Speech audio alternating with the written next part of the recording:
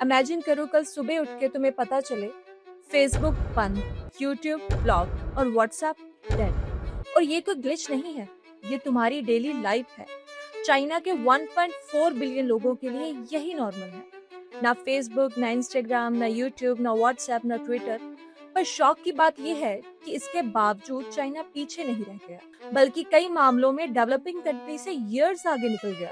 तो सवाल ये है कि चाइना ने वेस्टर्न सोशल मीडिया बैन ही क्यों किया, और ये रिस्ट्रिक्शन उनके लिए एक एडवांटेज कैसे बन गया। और असली कॉन्स्पिरेसी ये है कि क्या ये सिर्फ सिक्योरिटी थी या एक पूरा मास्टर प्लान। स्टोरी स्टार्ट होती है 2009 में बीजिंग में राइट्स होते हैं। चाइनीज सरकार ब्लेम करती है फेसबुक, ट्विटर और यूट्यूब की सोशल मीडिया ने वायलेंस स्प्रेड किया। उनका सोल्यूशन ब्लॉक कर दो, और टेम्परेरी बैन बना परमानेंट। चाइना ने बना दिया द ग्रेट फायरवॉल, सेंसरशिप और सर्वेलियंस के फिल्टर के साथ वो सिस्टम जो फॉरेन वेबसाइट को भी ब्लॉक करता है।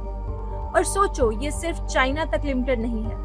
इंडिया में सेंसरशिप बिल प्रपोज हो, यूएस कांग्रेस में टिकटॉक बैन की बात होती, फ्रांस, नेपाल जैसी कंट्रीज में क्रिएटर्स को रेगुलेट करने की बात की जाती है। रीजन हर जगह सेम दिया जाता है, सिक्योरिटी। लेकिन असली वजह ये 3 चीजें: पॉलिटिकल कंट्रोल, प्रोटेस्ट और ओपोजिशन का कंट्रोल करना, इंफॉर्मेशन सॉवरेनिटी, सारा डेटा और नैरेटिव देश के अंदर रखना, डाटा सिक्योरिटी। क्यों अपने सिटीजन का डेटा फेसबुक, गूगल को दिया जाए जब सोशल कंपनीज बना सकती हैं। और ट्विस्ट ये था कि वेस्टर्न ऐप बैन करके चाइना ने सिर्फ को सिक्योर ही नहीं किया, उन्होंने एक पूरा पैरेलल इंटरनेट क्रिएट कर। जब वेस्टर्न प्लेटफॉर्म ब्लॉक हुए, चाइनीज टेक जायंट ने उनकी जगह ले ली। फेसबुक गायब, वीचैट आया। और सिर्फ एक चैट ऐप नहीं, ये एक super app. Chats, bills, doctor booking, online shopping, street food का पेमेंट, सब एक ऐप में। ट्विटर बैन, वीवो बन गया micro blogging platform.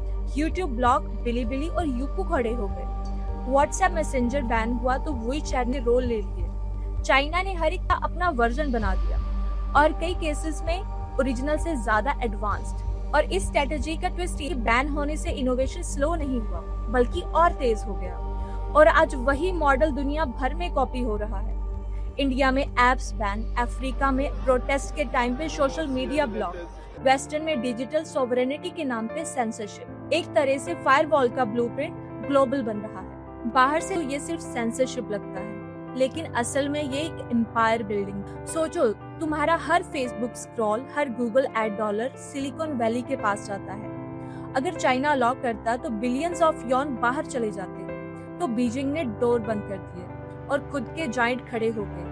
Tencent, Alibaba, Biden's जैसी कंपनीज ने सिर्फ सरवाइव नहीं किया, थ्राइव किया और फिर ग्लोबल बन गई। बाइडेंस ने सिर्फ चाइना के लिए कॉपी ऐप नहीं बनाया, उन्होंने टिकटॉक लॉन्च किया जो दुनिया का सबसे ज्यादा डाउनलोड हुआ ऐप बन गया। यानी बैन सिर्फ सेंसरशिप नहीं था, ये एक इकोनॉमिक वॉरफेयर था जो रेगुलेशन के नाम पे लड़ाई लड़ा। और असली कॉन्स्पिरेसी, जब वेस्ट चाइना को मॉक कर रहा था सेंसरशिप के लिए, बीजिंग क्वाइटली अपना लॉन्ग गेम खेल रहा था। पहले प्रोटेक्ट, फिर बिल्ड, देन डोमिनेट। अब इमेजिन करो तुम शंघाई की स्ट्रीट पे हो, फूड स्टॉल्स पर लाइन लगी, लेकिन कोई कैश यूज नहीं कर रहा, सब QR कोड स्कैन कर रहे हैं। और ये एक मॉडर्न चाइना है, एक सोसाइटी जो डायरेक्टली कैशलेस इकोनॉमी में जंप रही। AI में $1 बिलियन इन्वेस्टमेंट, फेशियल रिकॉग्नाइजेशन से सिटीज मॉनिटर हो रही हैं, लैब्स में जनरेटिव AI बन रहा है जो सिलिकॉन वैली से कॉम्पीट करता है। और ई-कॉमर्स जैसे अलीबाबा,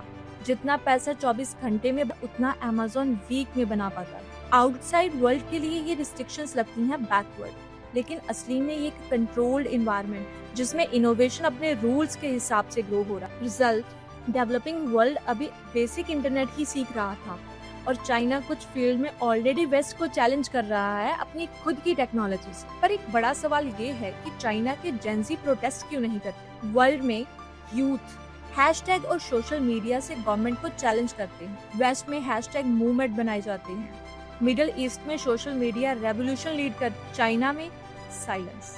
क्या यूथ एग्री करता है?